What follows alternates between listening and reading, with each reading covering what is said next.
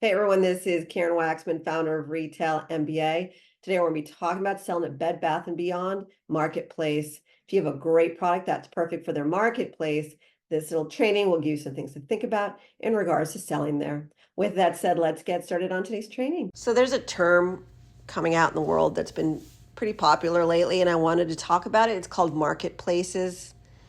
And a lot of retailers are launching marketplaces, and they're going to continue to do so. And I wanted to explain marketplaces so that you get excited and also you get clarity for making money and what it all means to you. Here's what a marketplace is. Typically, it's where a retailer will let you sell your product to them on their website. For instance, Michael's Stores created a marketplace called Makerplace for products that want to be sold on michaels.com.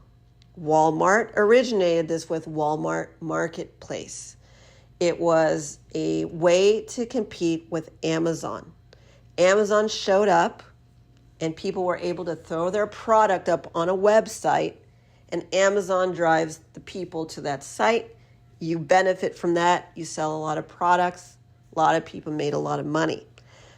Marketplace showed up because Walmart said, I'm going to lose market share to Amazon, and amongst other things.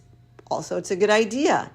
If Walmart has millions and millions of people going to their website, and that means that I can leverage all of the work we did with that website, with all the people and eyeballs and people coming to that site, and I can create something where an individual who's selling a product can put their product on our website if they get approved. So it's a form you fill out, and then if approved, you're on walmart.com or you're on michaels.com or all the other ones.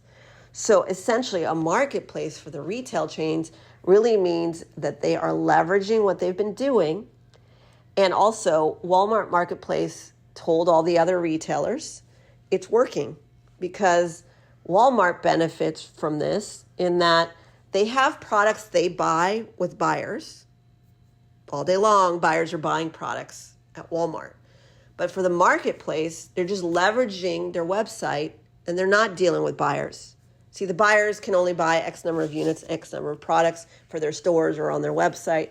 That's going to be featured. That's dealing with the buyer. Dealing with the marketplace, they're filling out a form, you get access to their website, it's fine, and you don't get a purchase order through the marketplaces. So the buyers are giving you purchase orders. They're giving you a lot of money through these purchase orders. It's what everybody really wanted originally. But Walmart said, okay, these people obviously want a platform, a place where they can leverage our name and sell stuff. So that's the exciting news about the marketplaces. It's not the same as getting a purchase order. These chain stores that are opening up marketplaces are not going to mix the marketplace stuff with their own stuff. It's all on the same site maybe, but there's some differences. The differences are, if a buyer buys your product for that chain store, they're essentially giving you a purchase order with X number of units. You're getting cash up front. With the marketplaces, you're essentially like an Amazon where you're filling out a form and then you're trying to get people to buy stuff on that site. Now, you will benefit from it being on Amazon and Amazon getting a lot of people to go to that place, but you're not getting a purchase order unless you work with the Amazon buyers, and buyers exist on Amazon. They actually have buyers who buy certain products, which is not what 90% of all the people do. They're actually going directly and filling out a form, submitting their product on Amazon and selling it, and then sending advertisements to their page and so forth, and building out a business that way. So the chain stores are doing the same thing. They're creating their own Amazon basically. And if you have been hearing that the marketplaces are better than actually selling directly to the stores, then you're hearing incorrect. Until the day happens where there's no buyers, you will always make more money with buyers at chain stores versus just posting on their marketplace. So a lot of these retail chains like Macy's and so forth are building out marketplaces, and you can benefit simply by being able to put your product on their website, but it's technically not the same as working with a Macy's buyer and getting a purchase order. I've said this 18 different ways. I hope you understand the substantial difference of a marketplace versus actually physically selling to a buyer. There's content that you're throwing up on a site is not the same as a buyer giving you cash. They're giving you orders. That's when you deal with buyers. The good news is there's nothing wrong with placing your product on a marketplace. You should do it if you can submit it. You can say you're selling on their website. You're getting access to a lot of people. The problem with that is, again, you're not going to make as much money. And if you can get a physical store order, that's where the big money is, because they're buying X number of units, they're putting in physical stores.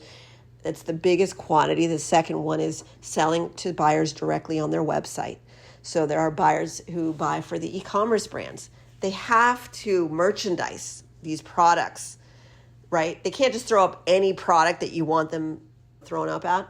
They want to merchandise. So they're always going to pick their products and make it look pretty on their websites, in their stores, and so forth. So these buyers who buy for the online place, they're actually giving purchase orders as well.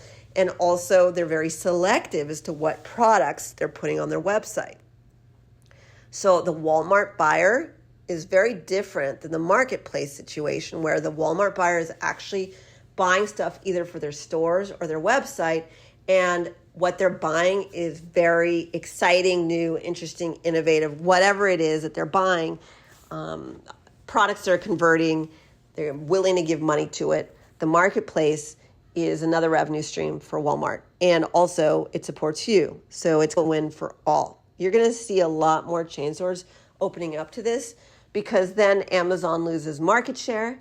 It balances out. Some people don't want to go through anything other than their favorite stores. It's going to continue to grow. Honestly, it just comes down to this. Do you want a purchase order, cash in hand? Do you want bigger numbers? Get the buyer to buy stuff from you. That's not the same as a marketplace. If you want to learn how to do all this, our Retail MBA training and coaching system is listed on retailmba.com. We'll teach you how to talk to buyers, how to get them to buy, even if you've never sold anything in your entire life. It is a powerful program. We sold some version of this for over a decade, and we've been teaching people how to get into chain stores since 2009. This is Karen Waksman, Retail MBA. I hope you understand the difference between a marketplace and submitting your product onto their site versus getting a buyer to buy. They are popping up everywhere. And if you think that just selling to Walmart Marketplace is going to make you the big bucks, you're wrong.